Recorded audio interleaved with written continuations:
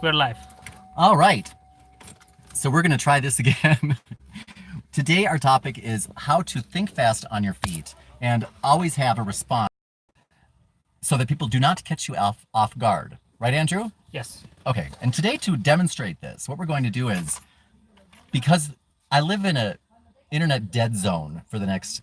Andrew, you're cutting off my hair on purpose. Are you doing that on purpose? No. I'm watching how many Baller. people are watching us. My internet is turning out to be a dead zone. You're doing it again. I'm bald, Andrew. Okay. Is turned out to be a dead zone for the next until Andrew rips down the tower in the cover of darkness and drives away with it. We're going to be struggling at my house, so we took the show on the road, right, Andrew? Yes. Okay, so getting back to our topic of the day, how to think fast on your feet and not let people take you off guard. What I recommend is always having these. These are the flashcards that I use when I'm learning a new communication tactic, and I recommend that you use them as well. We're going to be focusing on things like magic phrases, lead-in lines, duct tape phrases, freestyle scripts, and other communication tactics that you can use to always be able to think fast on your feet and respond rather than react when people try to take you off guard. Okay? So Andrew, why don't we take it into the park? Lovely day. Okay. Okay, we're gonna take it into the park. So you keep filming while you can do that, right? Yes, I can. Okay, rotate the rice. Here we go. Okay.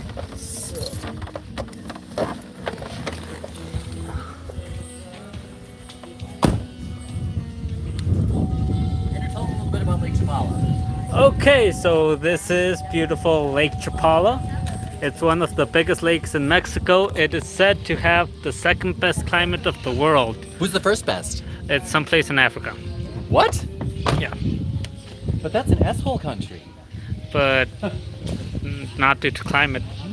I'm joking, by the way, Africa. I'm joking. I think you'll have to speak up on this one. I'm joking, Africa. Front camera or the back camera? Front camera. Okay, because you should always go front to back, never back to front. Yes. That's how you get an infection. Okay. Oh my gosh, they're gonna think that we live in a swamp. So this is our lake. Okay.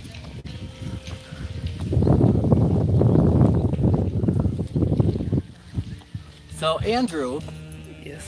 ooh, do you hear that romantic music? Don't get any thoughts, Andrew. I won't.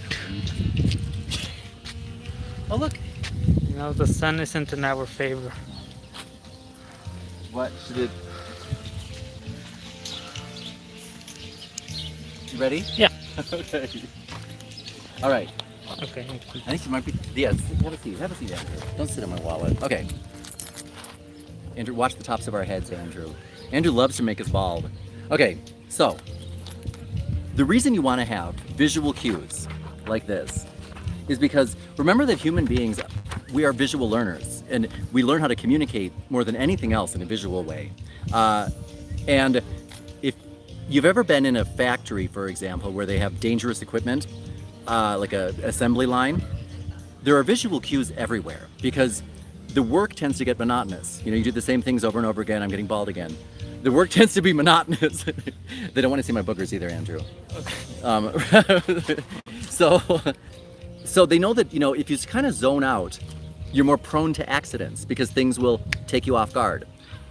Therefore, they put visual cues everywhere so that while you're working or while you might be zoning out, there are things to visually remind you, here's where you should go, where you should not go, here's how to use this equipment. Even if it's something that people do over and over again, they have visual cues to remind them how to do it right so that you don't, while you're zoning out, do the wrong thing and lose a toe, right? Yeah. So what I recommend is you can get these materials by clicking the link below in the description of the video, and you can use them then to create your own danger phrases and power phrases and duct tape tactics and magic phrases and scripts based on these lessons especially. And if you have them in front of you all day long, what you can do is while you're on the telephone and you're in a no-risk situation, if I have, for example, like this is the feel, felt, found. Whoops, the felt, found. We lost Dan, guys. The feel, felt, found is a 3-part verbal pattern that helps you validate the way somebody feels. Generalize, meaning I'm going to take the way you feel and let you know you're not alone. Other people have felt the way you felt, but I brought them back into the light like I'm going to do to you in a minute, before you then respond to them. Studies have shown that if you use a strategy like validating, responding, or validating, generalizing, and then responding rather than simply responding, you're more likely to convince somebody to go along with your way of thinking. Is there any way we could hold it up so they're not looking right into my nose hairs? If you could hold it for a second. There we go. Oh, that's the swamp behind us, by the way. But if somebody backtalks you a little bit at work, it's difficult to remember, wait, what am I supposed to do? I'm supposed to validate the way they feel and then generalize and let them know that, they're not alone before I respond to them. Okay, that's too much to think about. But feel, felt, found, that's not too much to think about. But even that, when emotions run high, it's difficult sometimes to remember, what was that again? That's why you want to have the flashcard like that right in front of you, so that when you're on the phone, for example, if you're talking to a customer and you were to say, the customer were to say, I'm just, can I pay you in cash like I always have? I don't want to use the new voucher card system. It's a lot of work. If you want to respond to them, instead of just saying, oh, well, you know what? Really, I think you'll get used to it and you'll find that it's a lot better than the cash system we used to use. If you were instead say, oh, Mrs. Jones, I can understand why you would be frustrated with the new system. A lot of the customers that I've talked to, they were frustrated too and found it difficult at first. But, after I had a talk with them and kind of walked them through it a couple of times, they've actually found that it saves them time and is a lot easier than the old system. And I think you'll find that too if you can just give me a chance to, walk you through it as well. Will you give me that chance? If you were to say that, feel, felt, found, I can appreciate why you feel that way. Others have felt the same way in the past. However, what I have found is, or the seesaw scene, I can understand why you'd see it that way. I saw it the same way myself once, but others have seen it work for them, and I think you'll see it work for you too if you just give it a chance. Or the think, thought, believe. I could understand why you'd think that. I thought the same thing myself once, but I believe it'll work for you just like it worked for me if you could just give it a chance.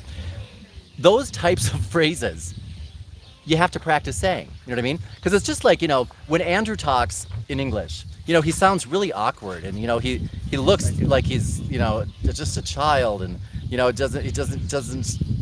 fumbles over his words, and it's because it's all new to him, right? Yes. But someday, Andrew, if you keep speaking English, you'll be able to do it and look like an adult, right?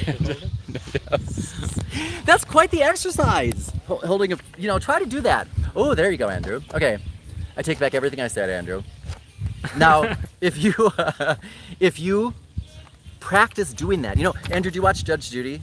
No. Oh my God, you have to watch Judge Judy, because if you ever watch these court shows, you'll see that the people get up there and they'll be like, ma'am, I witnessed the female exiting the vehicle. And they sound really dumb because they're not used to saying those words, but they think that it's what Judge Judy wants to hear.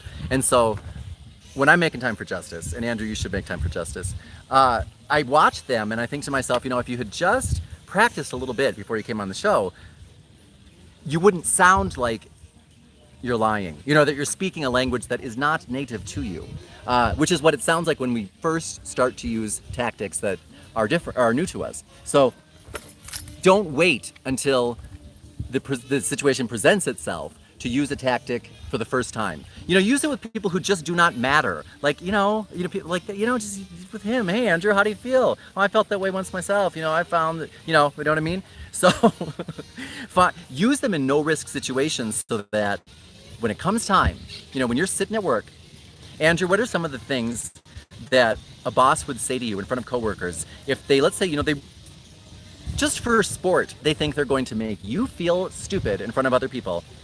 What's the type of thing that a boss might say to you in front of other people? Well, he did it better than you. Oh, that's a good one. Okay, so, good job on that report today, Andrew. Maybe next time before you do it, you should go talk to Marty. He's a little better than you are at that still, but you could learn from him, So if I were to say that to you, Andrew, what is a response that you might give me using the feel, felt, found? Oh, that's interesting. Why would you say that? No. Wait, which response? See, that's why we want to have these cards in front of us. So that now with that, you're going to use the feel, felt, found. I'm saying the feel, felt, found just at random because you're going to practice using it. So like talk about feedback. Like, hey, Dan, I can understand why you might give me that type of feedback here in front of my coworkers. Uh-huh. I have been having trouble with the reports on the past. However, I found out that it would be better if I do it alone. We'll go with that, Andrew. Very good. Very good. And I like how you're cutting off your hair, but not mine. That's good. I like that. I have hair. Not in this video. So that's what you want to do. So that, Andrew, here's what I'd like you to do. Okay. Tonight, during the part 2 of this episode, I'm going to ask you. At 7. At 8. At 8. I'm going to give you I'm going to say something to you that's going to take you off guard. From now until then, you're going to practice the feel, felt, found, so that when I say it to you tonight at 8, you're going to respond like, well, Dan, I can understand why you might feel that giving me that type of feedback in front of my coworkers is a good idea. And, I suppose some of the other managers, when they were new, they might have felt that was a good intimidation tactic as well. But, I found that really telling people what they should and should not do or giving them feedback in private is going to be more effective in the long run than doing it here in public, trying to embarrass us. Wouldn't you agree with that, Andrew? Like if you were to use feel, felt, found like that or any other way, but that you don't stumble through it. That's what your goal is tonight, okay? Okay. So in the meantime, what he's going to do is he's going to practice. He's going to practice by, where's your flashcard? He's going to have this in front of him. And like throughout the day, when I'm going to say something to him like, oh, Andrew, I don't think that's a good idea. Oh, Andrew, I disagree with you. Oh, he's going to practice. Well, Dan, maybe you feel, not maybe you feel that way. I can understand why you'd feel that way. Now, then when we get to it tonight, it's going to come out smooth as silk, right? It will. Okay. Now, having said that, you'll notice that when I say feel, felt, found, I can understand why you might feel that way. I can appreciate why you'd feel that way. That's bringing us to our tool number 2, danger phrase and power phrase list. Everybody should keep a danger phrase and power phrase list, again, in front of you, on your desk, at work. Because if we do not keep one, we're going to end up staying in the same cycles that we've always been in. We'll keep making the same mistakes. Like new managers tend to say things like, does that make sense? Well, this is not Oaxaca. This is Chapala. It's kind of the same. They're both in Mexico. Does somebody bring up Oaxaca? They said, well, I was just in Oaxaca. Well, maybe they're just saying I was just in your country, and they were honoring us. Thank you. Thank you. I have not been to Oaxaca, but I hope to go soon. I heard they have fabulous cheese. Oh, look at the kids. Look at how sweet they are. Look at them in their school uniforms. Let's get them off guard. Let's take them off guard. It'll be good for them. I just wanted to digress for a moment. Look at the fashion in Mexico. I love it, how the women would never leave the house in flats. And the kids always look like they just took a bath. Can you see the kids? The palm trees. But I see. I don't want to record kids. Okay, enough of the kids. Hopefully they'll walk behind us and you'll get to see how they look very clean. Okay, they don't want to see my boogers, Andrew. Okay, so keeping it, it's hard to do that, isn't it? Yes. Right? With a danger phrase and power phrase list. I'll refrain from making the mistake of saying, does that make sense? Because that's actually saying to people, does that make sense to you, or are you dumb? So don't say that. And I will also avoid making the mistake of saying things like, I know how you feel. Or, at the beginning of a feel, felt, found, you would say, I can appreciate why you'd feel that way. I understand why you feel that way. That's very different from, oh, I know just how you feel. Because, Andrew, when somebody says to you, oh, I know just how you feel, what do you think or even say? Hi, baby. You're right. They think, you don't know how I feel, right? Bye-bye. See ya. And, hello. So. They don't know how I'm feeling. They do not know how you feel. They do not.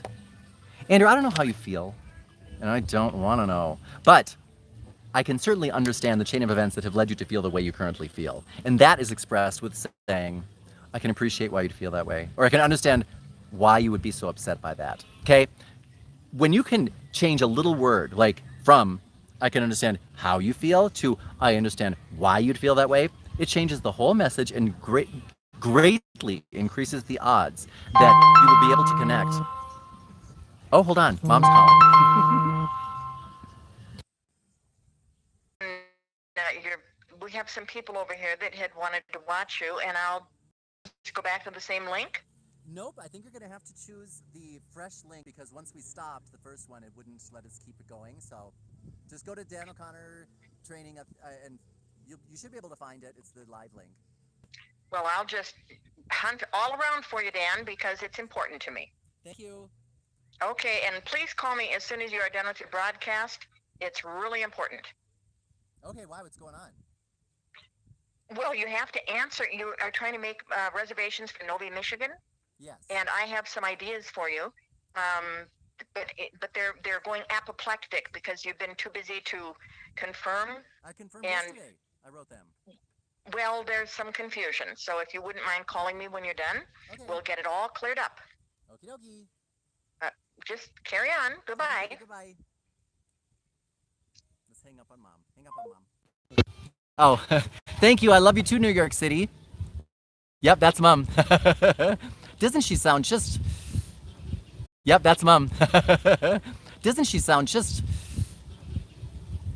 like you would expect her to sound? So, okay. So remember to keep your danger phrase list and power phrase list ready in front of you so that you can retrain your mouth not to say the things that are disempowering and that, get you something other than the results that you want, even when we have good intentions. Like I remember saying to my mom a lot, things like, oh, Mom, you shouldn't feel that way. Marty's my brother. Marty doesn't hate you. He doesn't. No, Mom. When I say you shouldn't feel that way, now I know. See, that's guy talk. Men, we're trying to find something to say to make you feel better with good intentions. But I guess you shouldn't feel that way is not the right thing to say. She finally told me to put that in my danger phrase list. And what I mean to say is, oh, that stinks. Oh, that's horrible. Andrew, say this after me. Oh, that's horrible. Oh, that's horrible. Say it again. Oh, that's horrible. Oh, that's horrible. Say it one more time. Oh, that's horrible. Oh, that's horrible. See, you can now carry on with my mother for hours. And just every 20 minutes or so, if you feel there's a lull in the conversation, all you have to do is say, oh, that's horrible. Yeah, and you can talk to her for hours. That'll work. So what we're going to do now is I've given you a couple of different tools. You have your danger phrase list and power phrase list. And remember, you can print these out in the link below. And I've also given you the flashcards. Remember to have your personal compass, which is also going to be in your list of materials that you can use or that you can print out below. Remember to get the VIP pass. Remember to get the VIP pass. If you got the VIP pass, I keep doing the special for half off because I'm feeling generous these days. You're a generous person. I'm a very generous person. Andrew, would you stop putting the phone on my nose?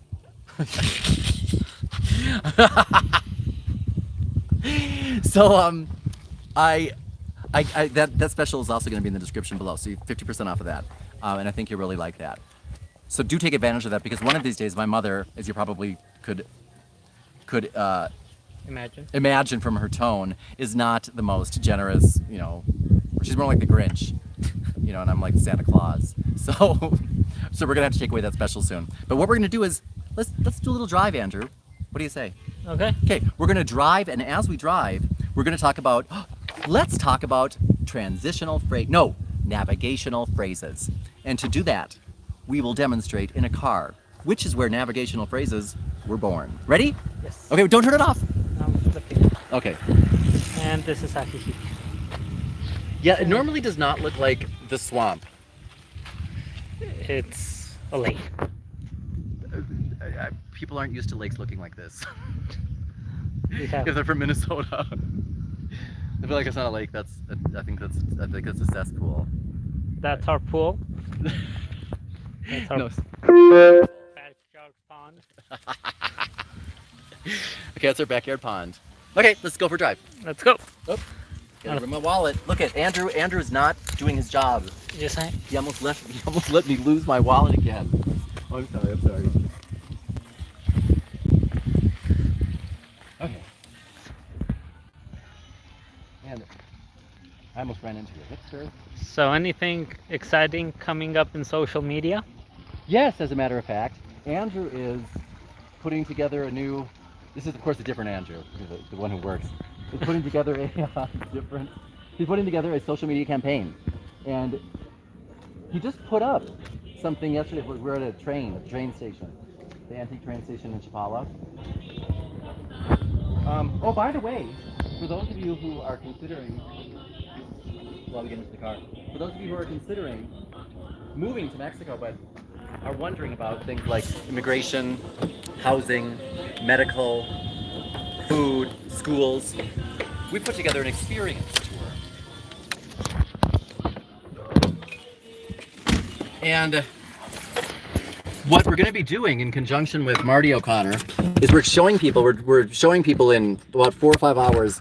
We take them around and we show them the immigration process, hospitals, how to buy food and disinfect it, where to go to school. What more? Immigration, real estate. Yeah, so that's about it. Real estate, hospitals, healthcare, food. And we walk you through the whole process so that you can live like an expat. So, Like a Mexican. yeah, if you want more information on that, send me an email, dan@danoconnortraining.com. My brother's actually going to be doing that as well, so you get to meet Marty if you ever want to take the experience. Okay, here we go. We're good. Now, if you ever want to get people's attention, as you drive down the street, remember, I found this to be very handy. Okay, we might need to hold that, Andrew. Hold that, Andrew. Holding.